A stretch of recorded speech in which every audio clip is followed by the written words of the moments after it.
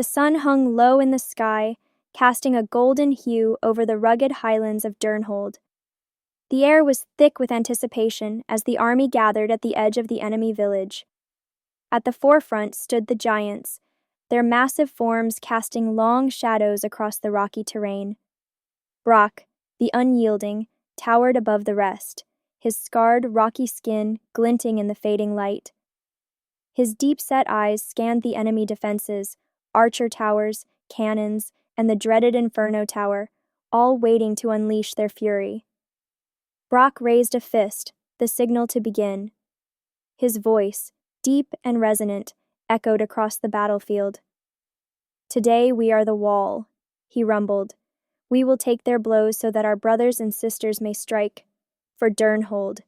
The giants roared in unison, their voices shaking the ground beneath them. With a thunderous crash, they began their march, each step sending tremors through the earth. The enemy village loomed ahead, its defenses bristling with anticipation. The giants advanced, their massive bodies absorbing the first volley of arrows and cannon fire. Brakk led the charge, his fists smashing through the outer walls of the village as if they were made of paper. Arrows rained down upon them, clattering harmlessly against their rocky skin. Cannonballs exploded against their chests, leaving scorch marks but failing to slow their progress. The enemy defenses focused all their fire on the giants, their attacks relentless but futile. Brakk glanced over his shoulder, ensuring that the rest of the army was following. Behind him, the archers took up positions, raining arrows upon the enemy. The barbarians charged into the fray, their axes gleaming in the firelight. The raiders darted through the chaos, their speed and precision allowing them to claim resources with ease. The giants' presence was the key to the plan's success. They absorbed the damage, allowing the more fragile but deadly troops to do their work. As the giants pressed deeper into the village, they encountered the enemy's strongest defense, the Inferno Tower.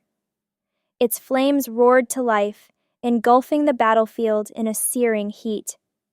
Brakk stepped forward, shielding his allies with his massive body. The flames licked at his skin, cracking and scorching the rock, but he did not falter. His deep-set eyes narrowed as he focused on the tower, his fists clenched in determination.